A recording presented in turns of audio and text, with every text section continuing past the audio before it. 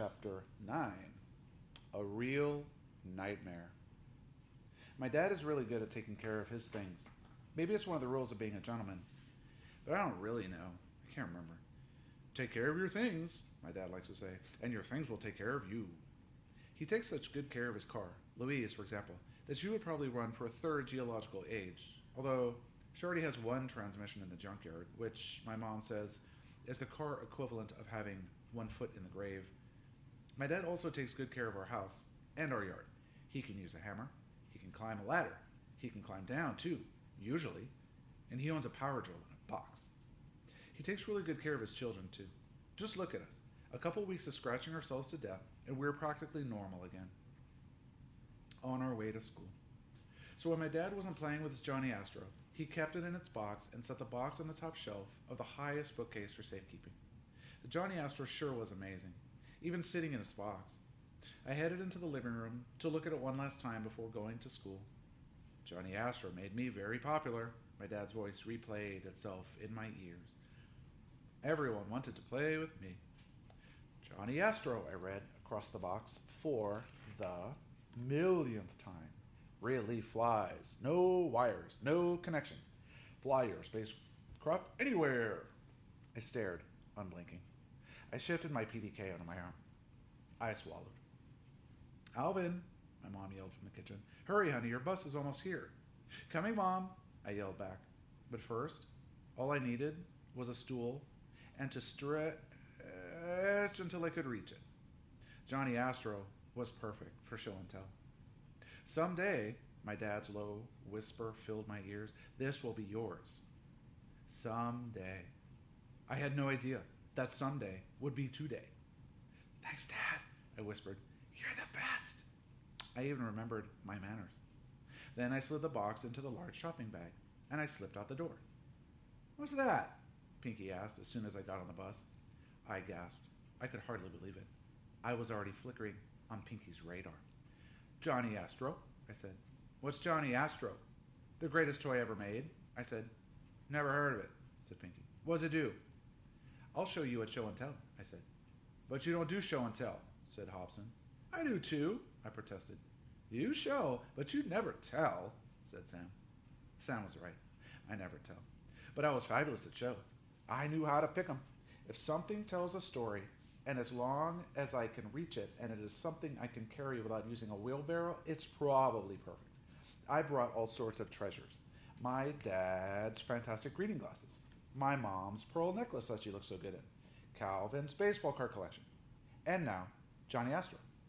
If this is the greatest toy ever made, you should show and tell now, said Pinky, before we get to school, or we'll never know what you wanted to say. It made perfect sense. I could hardly wait anyway. I pulled the box out of the bag. The gang read the box. All jaws dropped open. All tongues fell out. That's just the box, I said. Wait till you see it in action. I fingered the edge of the cover. Open it, Sam pleaded. Open it! I held my breath. I wanted to open it. I wanted to show the gang the most fabulous toy ever made. I couldn't wait. Whoosh! I lifted the cover.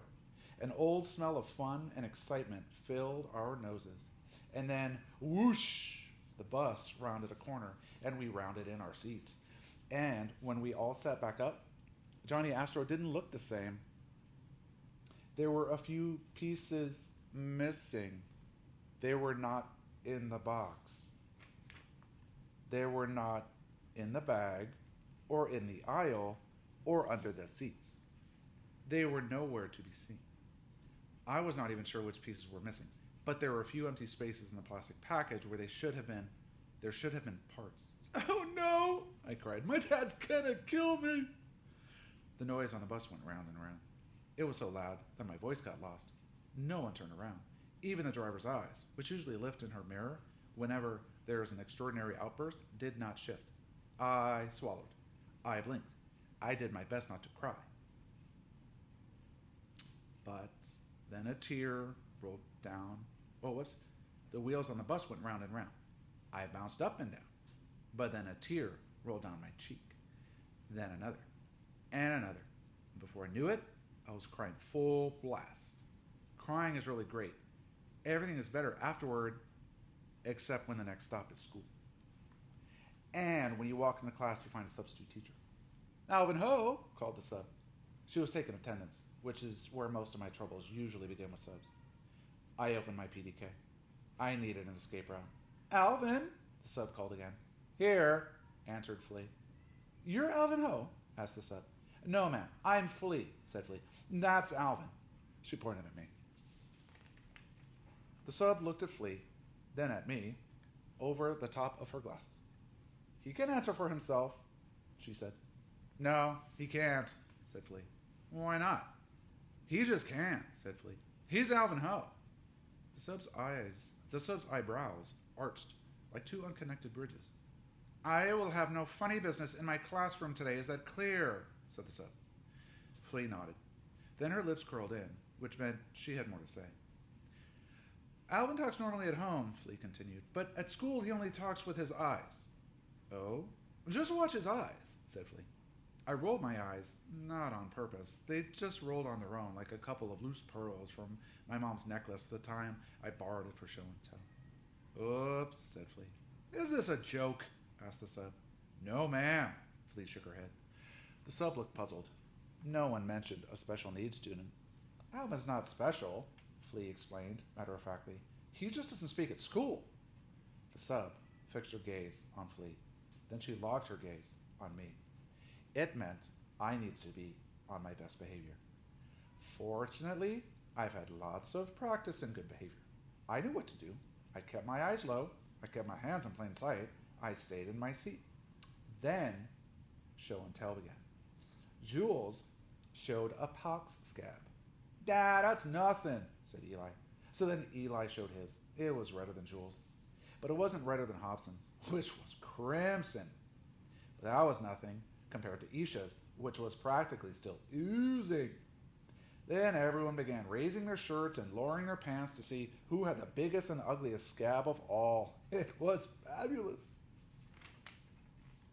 Then the substitute said that was enough for scabs. But some of us had taken off so much of our clothing by then, it took a while to get it all back on. Then the dreaded moment came. Alvin, said the sub, do you have a show and tell? I froze. I avoided eye contact. I held my breath. I sucked in my gut. I clutched my PDK. His show and tell met with some misfortune on the bus this morning, said Flea, helpfully. So it can't be shown. Misfortune, said the sub. She gave me a stare that said I wasn't finished with misfortune. So slowly, I pulled out the box. Johnny Astro? Gasped the sub. I had one of these. It's the best toy in the world. It really flies. You can fire it up and send it into orbit and bring it down again. It's absolutely spectacular. The class went silent. No one moved. No one even breathed. The sub got very quiet. She wiped her eyes. Nothing else like it was ever made, she sighed. Then she smiled at me, and I smiled back just a little. Maybe it's even a gentleman's rule to smile back when a lady smiles at you, but I don't really know. I can't remember. For a sub, I guess she was okay. As for show and tell, it was the best thing I ever brought in. Everyone wanted to play with me at recess. We'll get it up in the air in no time, said Pinky, carrying the box out to the playground. I'll hold it while you fix it. I nodded. Then we lifted off the cover. The missing pieces were back, but they were wrecked. I found them in the back of the bus, said Flea, and put them back in there for you. Don't worry, said Eli, whose father fixes cars. I can fix anything. My dad showed me how. I can do origami, said Sam. I'll make you a new balloon. Here's some Band-Aids, said Eli, peeling a dirty one from each elbow. And I got spray paint at home if you want to come over after school, said Nia. I opened my PDK. There were instructions for surviving practically every disaster except a Johnny Astro disaster. That's the problem with PDKs. You never know what you're missing until you are missing it. Alvin, said Flea, putting a hand on my shoulder, people will think you're careless, but you really weren't. It was an accident, said Nia.